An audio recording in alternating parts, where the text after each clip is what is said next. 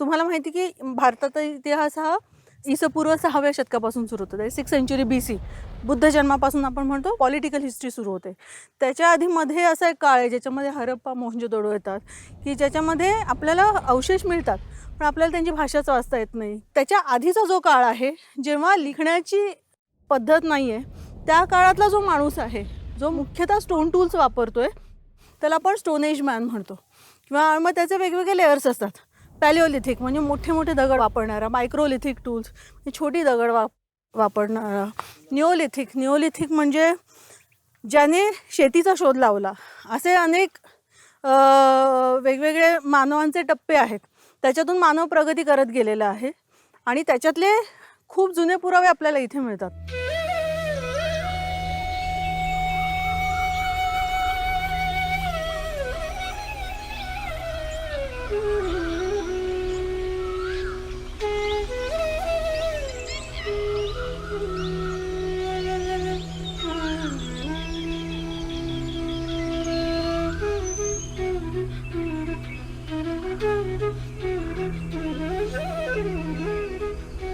Every city has a peculiar geography and its own distinctive history. In the city of Pune, Maharashtra, however, geography and history are curiously intertwined. The hills surrounding Pune are some of the city's most defining features. These very hills could also be home to Pune's most crucial historical, cultural, and environmental treasures dating right back to the Stone Age. So मी सांगत होते की तुम्ही वेताळ टेकडी हे नाव ऐकता, तुम्ही हनुमान टेकडी नाव ऐकतात, तुम्ही म्हातोबाची टेकडी नाव ऐकतात, चतुर्शृंगी नाव ऐकतात. तर ही नावं काही अशीच पडलेली नाही किंवा ही आता गेल्या 20-30 वर्षाची नावं आहेत असं मुळीच नाही. ॲक्च्युली ही जी नावं आहेत ही पडली इथल्या देवतांमुळे. आता ह्या देवता काही राम शंकर अशी मोठी मोठी मंदिरं तर तुम्हाला इथे काही दिसत नाही आहे. हा जो परिसर होता तर मी तुम्हाला म्हटलं की इथे प्रीहिस्टॉरिक मॅन राहत होता आणि ज्याला आपण निओलिथिक टाइम्स किंवा मेसोलिथिक टाइम्स म्हणतो त्या काळांमध्ये इथे तुम्हाला प्राचीन मानवाचे अवशेष मिळतात. अवशेषांचं स्वरूप मुख्यतः कसं आहे तर तुम्हाला छोटी छोटी हत्यारं मिळतात त्यांनी वापरलेली, ज्याला करवतीसारख्या याच्यात वापरलेली. याला असे अँगल्स केलेले दिसतात का तुला? हातात घे. It shines on particular angles. त्याचबरोबर तुम्हाला इथे ज्याला आपण नेक्रोपॉलिस म्हणतो की म्हणजे त्या काळातल्या जे गेलेले लोक आहेत त्यांचं दफनाच्या जागा किंवा त्यांच्या आठवणीत स्मरणासाठी काही ठेवलेले दगड अशा स्वरूपाची अनघड दगड लावून त्याची स्मारक स्मृती जपलेली आणि त्याच्यातून मग एखादा मिथ तयार होऊन त्या देवतांची निर्मिती आपल्याला झालेली दिसते.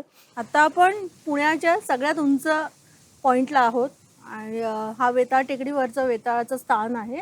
हा जो देव आहे हा मी म्हटलं तसं लोकपरंपरेतला देव आहे आणि ज्याला आपण शंकराची शिवगण म्हणतो किंवा भूतावळ म्हणतो त्यांचा जो सगळ्या शिवगणांचा मेन हा वेताळ मानतात आणि तो उग्र असतो.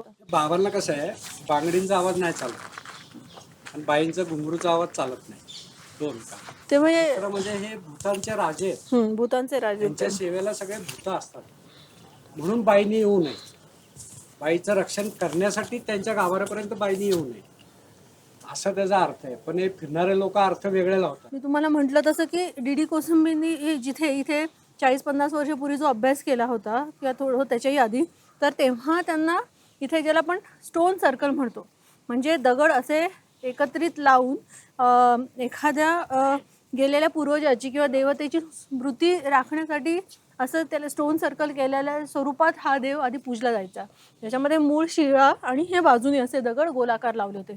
आता अर्थात ते विविध जीर्णोद्धारात त्याचं स्वरूप बदललेलं आपल्याला दिसतं. एखादा दगडचा देव कधी होतो जेव्हा तुम्ही त्याला दृष्टी देतात तर तुम्हाला तिथे दिसेल की त्याचे डोळे लावून त्याला म्हणजे त्याला एक अँथ्रोमॉर्फिक फिगर करायचा प्रयत्न केलेला आपल्याला दिसतो. सो हे खूप जुनं ठाणं आहे आणि म्हणूनच वेताळ टेकडी हे नाव याच्यावरून पडलेलं आपल्याला दिसतं. This is actually a prehistoric site पण नाव it is like change so much that आपल्याला आता इथे प्री हिस्टॉरिक अँटिक्विटीज मिळत नाही.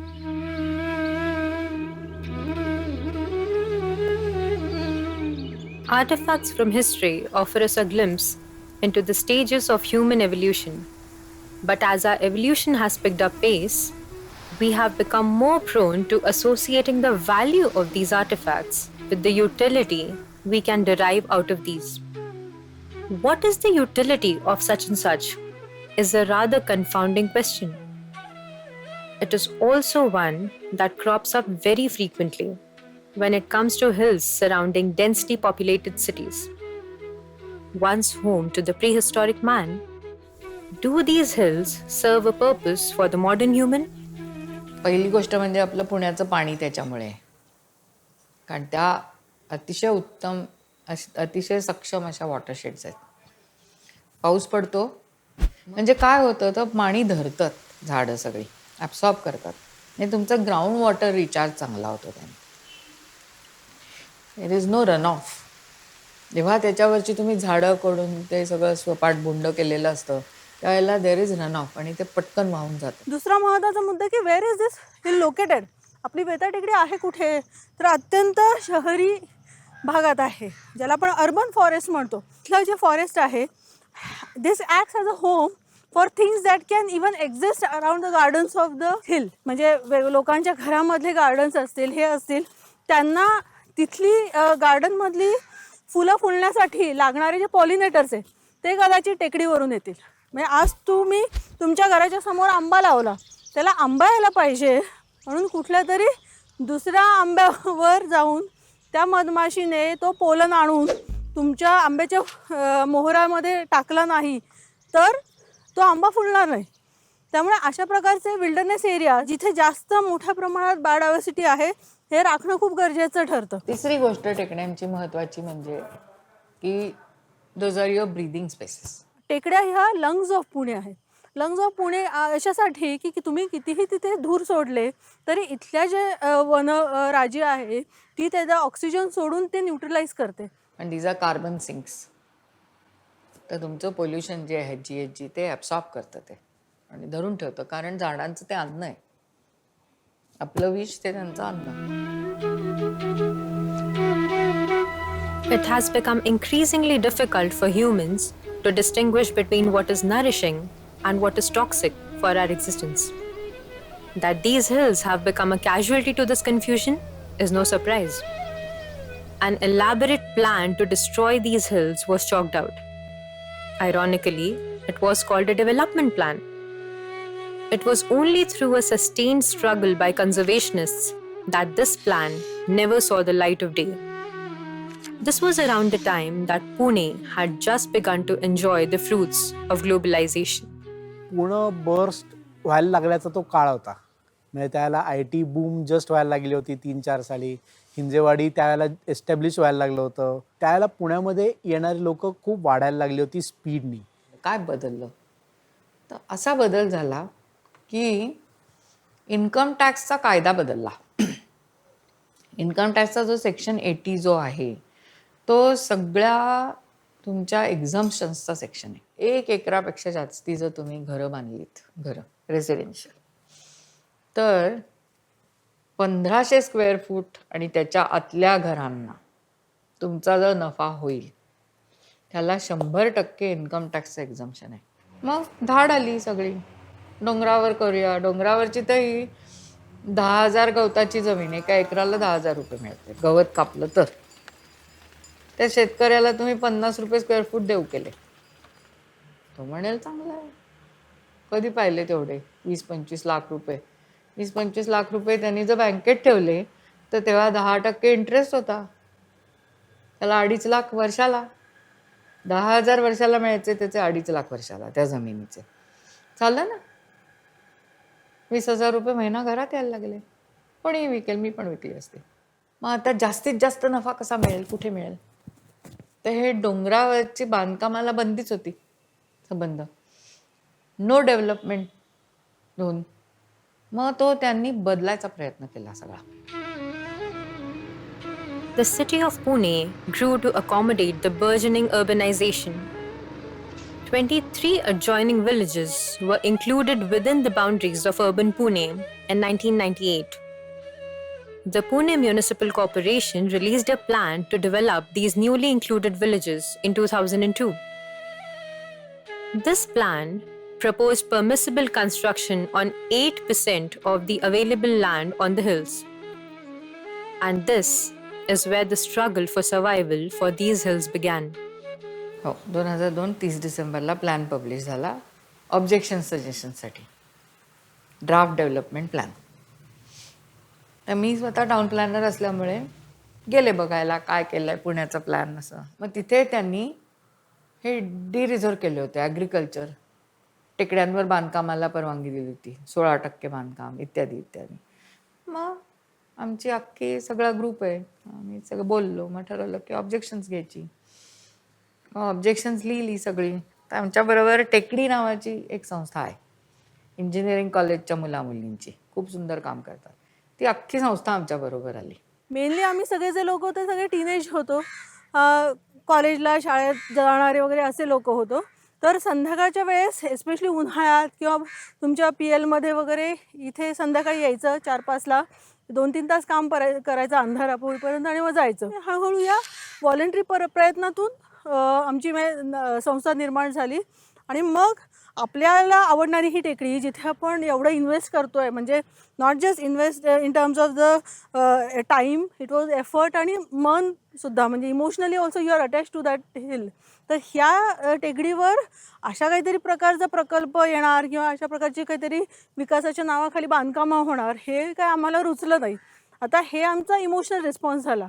याच्याबद्दल कोणाला विचारावं तर हेच आमचे जे काका आजोबा मावशी लोक होते तेव्हाचे, म्हणजे सुजित पटवर्धन असतील किंवा अनिता बेनिंजर असतील, विजय परांजपे काका, वंदना चव्हाण, यांना आम्ही जाऊन भेटलो आणि मग त्यांनी आम्हाला त्या तरतुदी एक्सप्लेन केल्या. आमचा एवढा मोठा ग्रुप जमला की आता त्याची ग्रीन पुणे मुवमेंट असं एक बॉडी तयार केली आम्ही. त्याची रजिस्टर्ड नाही, काही नाही, काही नाही, काही नाही. It's a loose collaboration of individuals, institutions, NGOs सगळे. काही नाही, कोणाकडे प्रिंटर असेल तर त्याच्यावर आम्ही फॉर्म छापून घेतले, काही कोणी ओळखीचं होतं त्याच्याकडनं आम्ही फॉर्म छापून घेतले आणि ॲक्च्युली स्ट्रीट्सवर उभं राहिलो. आणि येणाऱ्या जाणाऱ्या लोकांना आम्ही समजवायचो आणि त्यांना आम्ही रिक्वेस्ट करायचो की you place the objection. In fact जाहीर सभा घेतल्या, कारण त्यावेळेला तोच एक चांगला मार्ग होता.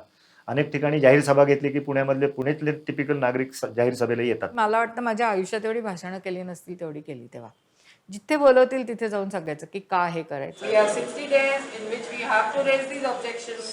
They have to go to Sanghatana, who is the Deputy Director Town Planning, and they must be given in a proper format, signed, to become valid objections. आणि ते फॉर्म्स मी सांगितलं तसं आम्ही बसून टेक्निकली परफेक्ट करून घेतले होते. शासनातलेच काही लोक, आता हे खरं सांगायला हरकत नाही, आता जुनी गोष्ट झाली म्हणून, पण शासनातलेच काही लोक, टाउन प्लॅनिंग डिपार्टमेंटमधली काही लोक सुद्धा शेवटी पुण्याचे नागरिक आहेत आणि त्यांचीही मुलंबाळं आहेत, त्यांच्याही मुलाबाळांना हे प्रॉब्लेम्स येणार या दृष्टीने तेही आम्हाला मदत करायचे, फक्त अनॉनिमसली.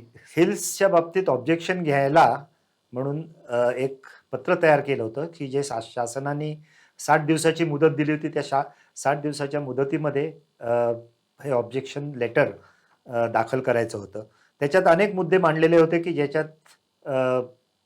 टेकडींवर बांधकामं का करू नये आणि आमचं ऑब्जेक्शन का आहे हे स्पष्ट करण्यात आलं होतं. त्यात एक उदाहरण फक्त जस्ट वाचून दाखवतो की no thought has apparently been given to if and how the lands on the hilltops and hill slopes can be planned to utilize the proposed 20% area, त्यावेळेला जी काही त्यांनी प्रपोज केली होती ती. Is it possible to plan public roads? Is enough area or length available to create new roads to hilltops with proper gradient? Is it possible to provide civic amenities to these areas? Is it possible to provide filtered water supply to the hilltops? Is it possible to provide sewage lines on the hilltops? हे महत्त्वाचे प्रश्न होते. असं करून आम्ही त्या साधारण काही 3-4 महिन्यांच्या काळामध्ये आम्ही जवळजवळ 96,000 प्लस मायनस जे काय असतील ते ऑब्जेक्शन्स हे गोळा केल्या. आणि आपल्याकडे नगरविकास डिपार्टमेंट असतं, त्यांच्याकडे ते सबमिट करायचं असतं. तर त्यांची परिस्थिती अशी आली की त्यांना एवढ्या ऑब्जेक्शन यायची पण सवय नव्हती. त्याला सुद्धा या टेकडीच्या मुलांनी काय केलं, त्यांच्याकडे तेवढी मॅनपॉवर नव्हती कॉर्पोरेशनकडे. म्हणजे खुर्च्या टाकल्या होत्या, आमची मुलं बसली होती सगळी शिक्के घेऊन त्यांचे. आणि त्यांचा साहेब ते आम्ही काय केलं, प्रत्येकाला म्हटलं की झेरॉक्स कॉपी काढायची, पोच घ्यायची, सरकारकडनं कधीही पोच न घेता कुठलाही पेपर त्यांना द्यायचा नाही, कारण तो कायम हरवतो. आणि तुमच्याकडे कुठे पुरावा आहे असं ते म्हणतात, हे आम्ही शिकलेलो आहोत म्हणजे बरेच वर्ष. मग त्यांनी नुसतीच चिक्के म्हणून पोचपावती द्यायला, एकत्र पोचपावती द्यायला असा एक स्पेशल त्यांच्याकडे माणूस बसवला गेला. कॉर्पोरेशनवर आम्ही खूप प्रेशर आणलं त्यावेळेला, आणि ते प्रेशर इतकं प्रचंड आणलं, म्हणजे सगळ्या स्तरांवरनं आणलं, पॉलिटिकल स्तरावरनं आणलं किंवा नागरिकांच्या स्तरावरनं आणलं. त्या काळामध्ये वंदना चव्हाणांचं श्रेय त्याच्यामध्ये आहे की त्या पण आमच्या चळवळीच्या बाजूनी उभ्या राहिल्या. त्यांना त्यांच्या पक्षातनं सगळेजण फॉर होते अशातली गोष्ट नाही, विरोधी पक्षातनं सगळे अगेन्स्ट होते आणि फॉर होते अशातली गोष्ट नाही. सो एक प्रकारे दुफळी माजली होती. I was in the Congress party as I said, आणि मला पक्षातून काढून टाकायचं सुद्धा हेडलाईन आली पेपरमध्ये की she is going opposing the party line. मग मी I was ready for it. I had no, but I was not going to, in any case, give up my conviction. And I wrote to Sonia Gandhi. I wrote to her कि our party believes in saving the environment. In fact, इंदिराजींमुळे directive principles मध्ये include झालं की you have to safeguard environment, you have to safeguard wildlife. So importance was given to environment because of Indiraji.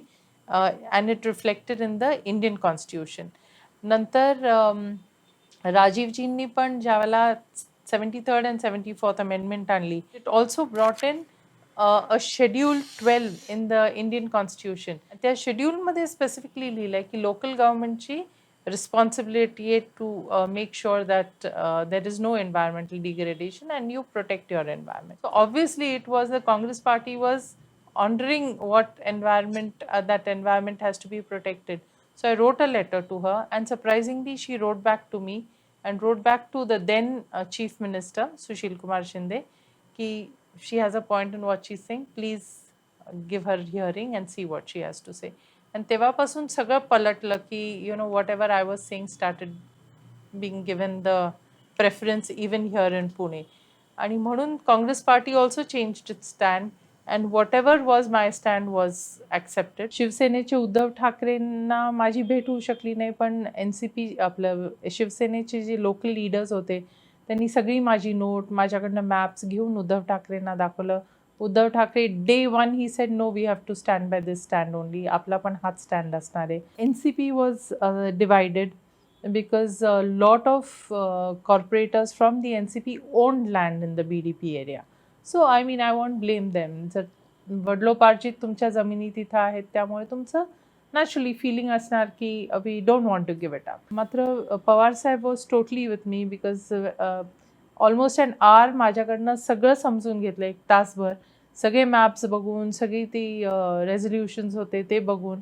And then he said मी सुरेश कलमाडींना phone करून सांगणार आहे की this is the stand which is to be taken what Vandana is saying and it cannot be otherwise. त्याला कॉर्पोरेशनला माघार घ्यावी लागली त्यावेळेला, आणि फॉर्च्युनेटली त्याच्यामध्ये अनिता बेनेंजर मॅडमचा रोल खूप मोठा होता तिथे, कारण का तर she got appointed on the committee of the development plan. Planning अथॉरिटीची प्लॅनिंग कमिटी असे ते तयार असते, ती करायची असते कायद्याप्रमाणे. मी आणि भूषण पटवर्धन असे आम्ही 2 युनिव्हर्सिटीतली माणसं, तर आम्ही दोघं त्याचे मेंबर झालो. त्यामुळे तर आमचं पहिली जेव्हा मीटिंग झाली त्या म्हणाले काय आहे, फक्त आपण आता ज्यांच्या जमिनी आहेत तेवढ्याच लोकांना हिअरिंगला बोलूया. म्हटलं अहो पण हा कायदा तर असं म्हणतो की सगळ्यांना द्यायचं hearing.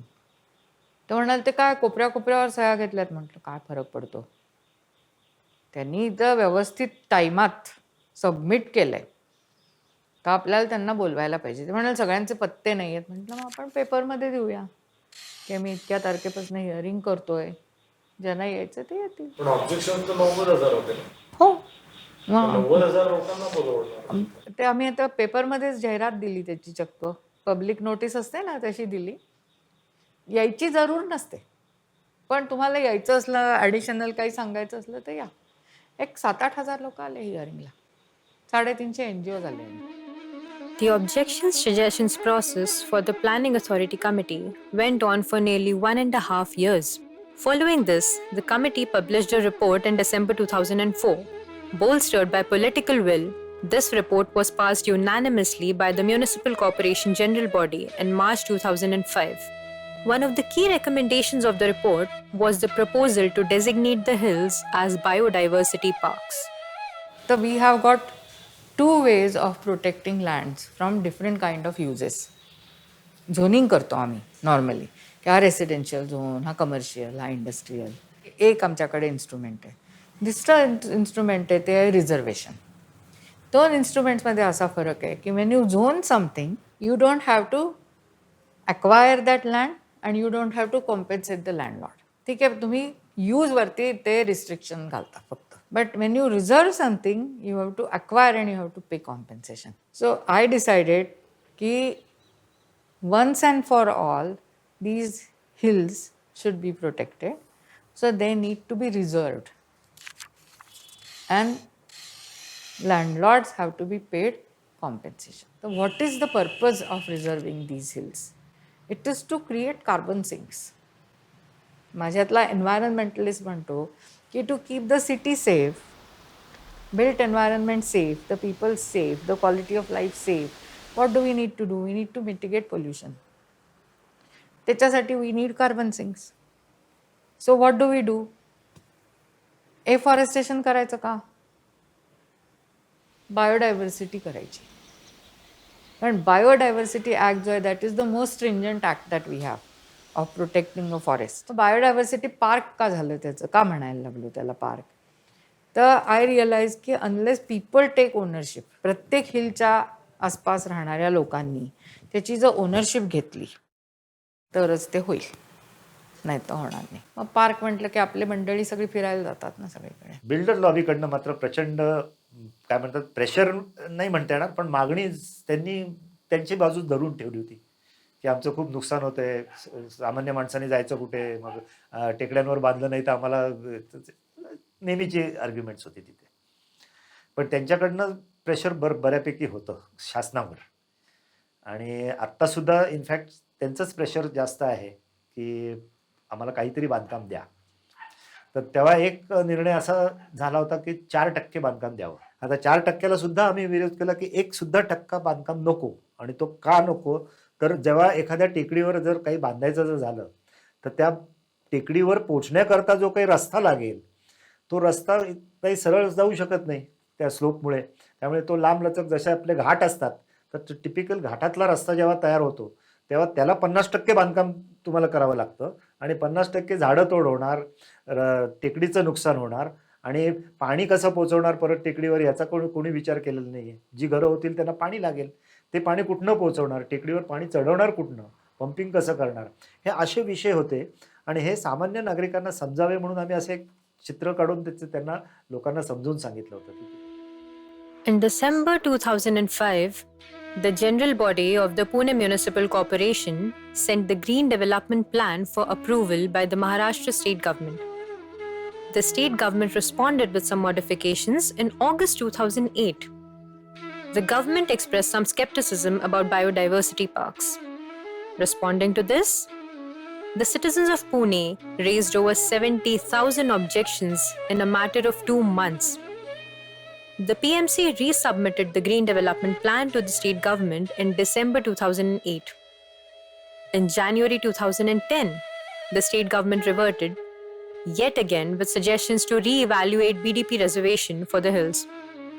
While this give and take was underway, the citizens of Pune continued their protests. There were incessant meetings and demonstrations to obtain the government's sanction for BDP status for the hills. Caught in the tug of war between the influential real estate magnates eyeing the hills and the vocal, environmentally aware citizens, the government resorted to its favorite mechanism in 2012.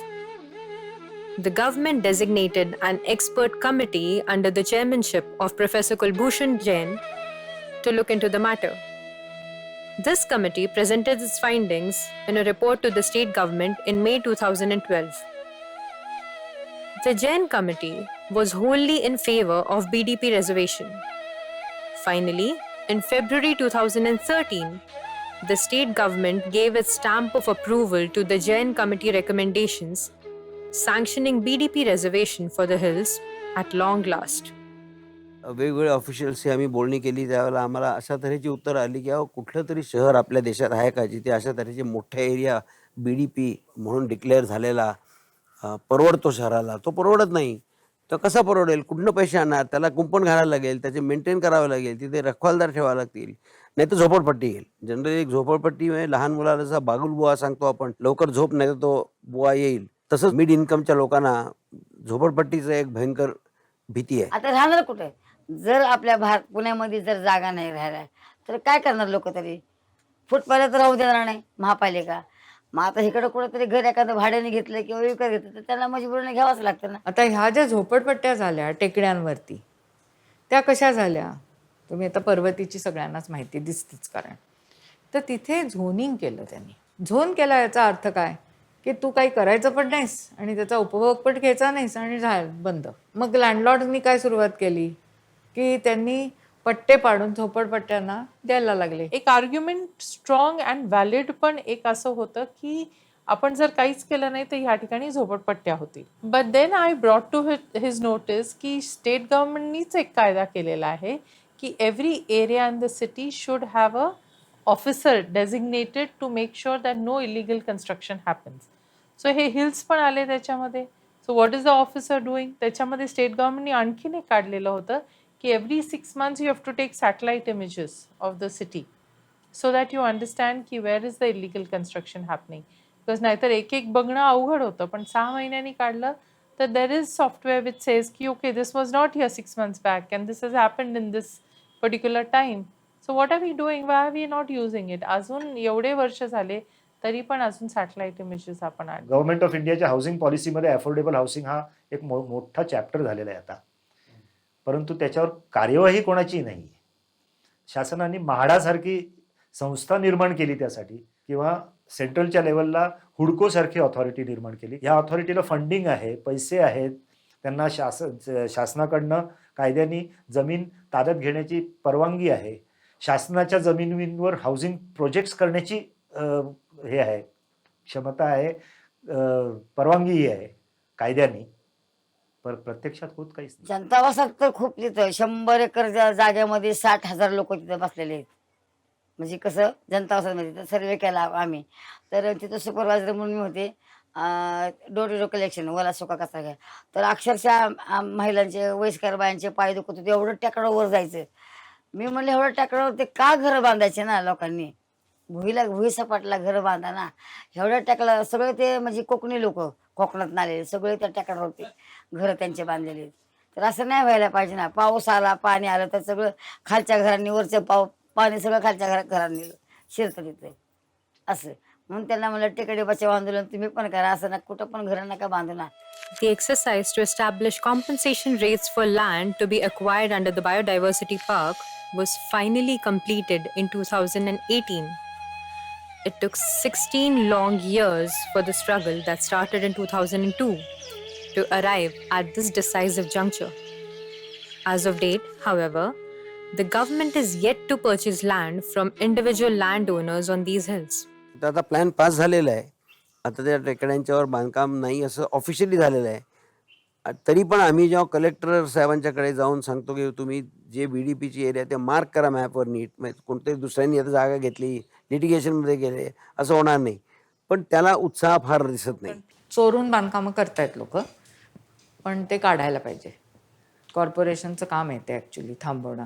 आम्ही कळवतो पण काय उपयोग होत नाही. मला बिल्डर्सच्या धमक्या वगैरे येतात मी जर कळवलं तर, त्यामुळे मी घाबरते हल्ली कळवायला. प्रत्येक वेळेला नवीन कमिशनर येतात. I go with my list. Few of us NGOचे representatives come together, again go to the commissioner and say the same thing. He starts the process, by then the next commissioner comes in. So this is just happening. I mean, you know, so we have to save those hills. टेकड्या ताब्यात घेण्यासाठी problem काय आहे? तर एक तर सरकार प्रयत्न जास्ती करत नाही. त्यांनी अजून काही परचेस नोटिसेस वगैरे काही दिलेल्या नाही आहेत ॲक्विजिशनच्या.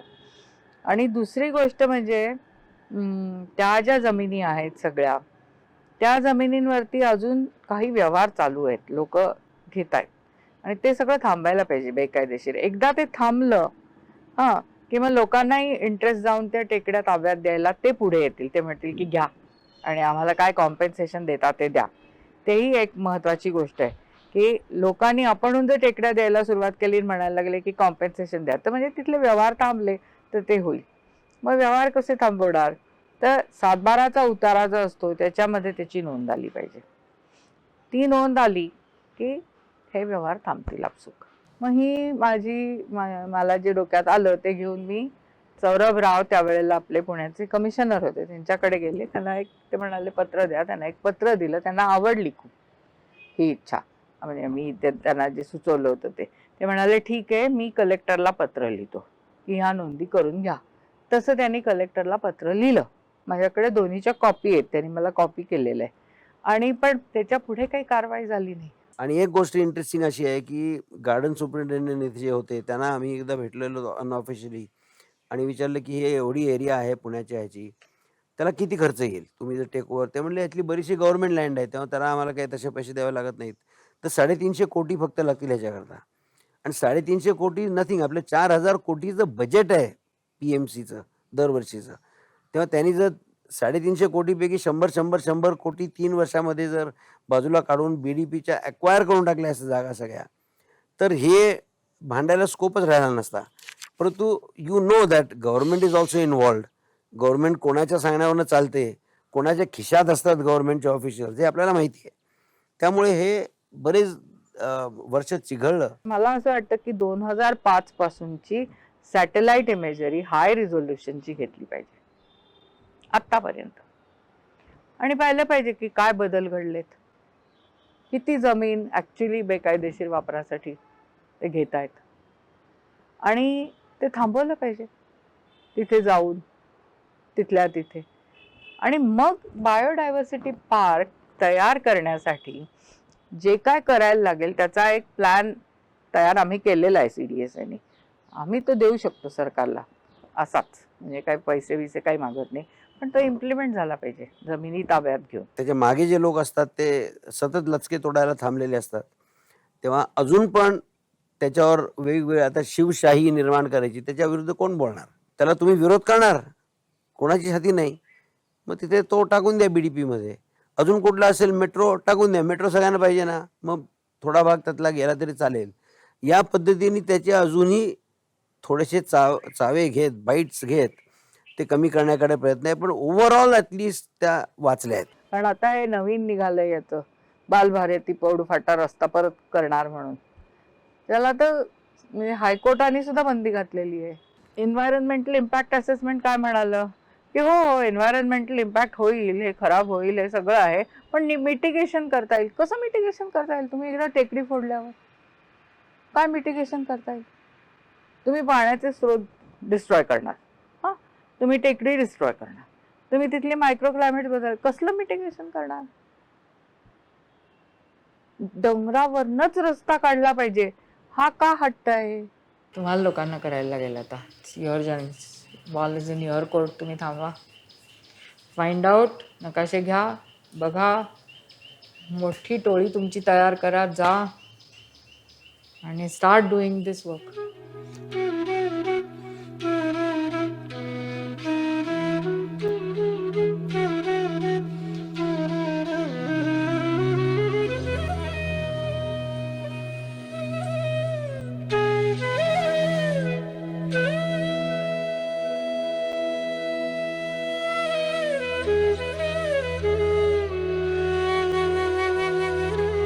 We started this initiative of cleaning on Vetal Hill a few months back, since we have been noticing there's a lot of garbage and people are not actually collecting garbage here. There are no garbage trucks or there are no garbage bins which are available here.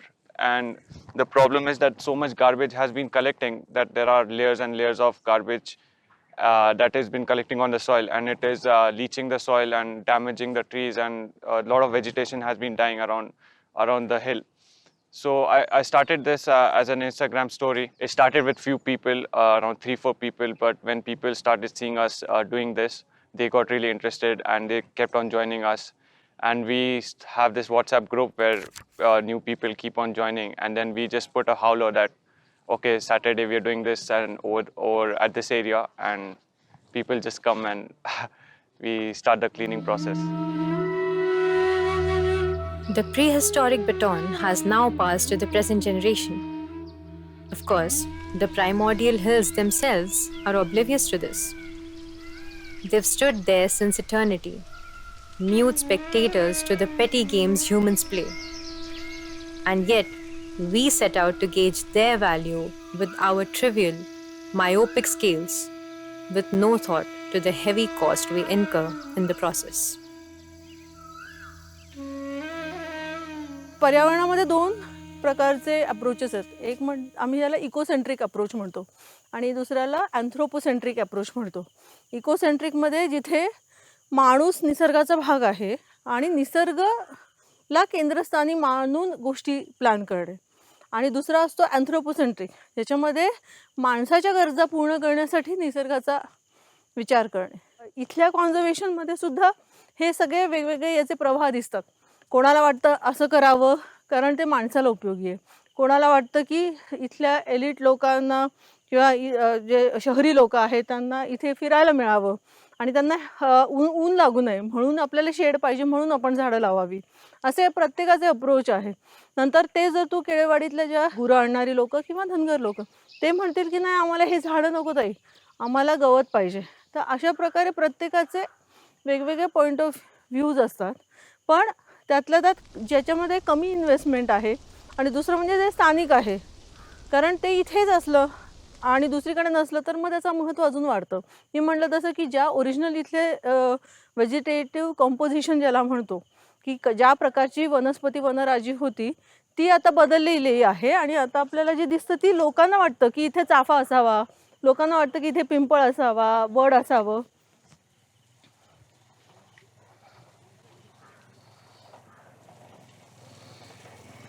नाही, वंश सातत्य राखावं हा primer instinct आहे. Okay, पण ते करताना जो ते निसर्गात तो बदल घडवत असतो तो एका विशिष्ट स्केलमध्ये आणि खूप मोठ्या काळामध्ये ते बदल घडत असतात. आज आपण जे बदल घडवतो आहोत ते खूप कमी काळात घडवतो आहोत. एकीकडे आपण GDPच्या गप्पा मारतो, सतत ग्रोथ झाली पाहिजे असं म्हणतो, पण आपण लक्षात घेतलं पाहिजे की पृथ्वीवरचे जे रिसोर्सेस आहेत, नैसर्गिक संसाधनं आहेत ती लिमिटेड आहेत, ती फायनाईट आहे, ती इनफायनाईट नाही आहे. तुम्ही सतत त्याला एक वाढवून त्याचं काय म्हणतात एक्सप्लॉयटेशन आणि वापर नाही करू शकत. You cannot always harness all entirety of the natural resources that are existing. आणि हे करताना आपण काय करतो की आपण आपली आजचं फायदा बघतो आहोत, पण आपल्याच पुढच्या पिढ्यांना हे टिकणार नाही हा पण प्रॉब्लेम आहे ना. म्हणजे we are discounting the future of our own offspring. मग काय डोंबल वंश सातत्य आणि काय तुमचं जीन्स पुढे चालणार आहे. निसर्गाचा एक रेझिलियन्स लेवल असतो, थ्रेशोल्ड असते, ती क्रॉस केली की निसर्ग रिकूप होऊ शकत नाही. आपण आता हे जे बदल करतोय ना, हे सगळे जे बदल आहेत याला आपण इरिव्हर्सिबल चेंजेस म्हणतो. देर आर रिव्हर्सिबल चेंजेस आणि इरिव्हर्सिबल चेंजेस. जे इरिव्हर्सिबल चेंजेस असतात ती कॉस्ट ठरते आपल्या सोसायटीवर, आपल्या ह्युमॅनिटीवर. त्याच्यामुळे ते जेव्हा आपण बदल घडवतो इरिव्हर्सिबल चेंजेस, हे खूप डोकं लावून खूप विचारांती अगदी लास्ट पर्याय म्हणून करायला पाहिजे. म्हणजे परमनंट आपण जो डॅमेज करतोय ना तो रिकूप नाही करू शकत निसर्ग, आणि तिथे आपण थांबलंच पाहिजे कधीही. जसं फेमस जे गांधीजी म्हणतात की nature has everything for everyone's need but it doesn't have for your greed. तर तोच इथे हे आहे. म्हणजे अगदी नटशेलमध्ये बोलायचं झालं तर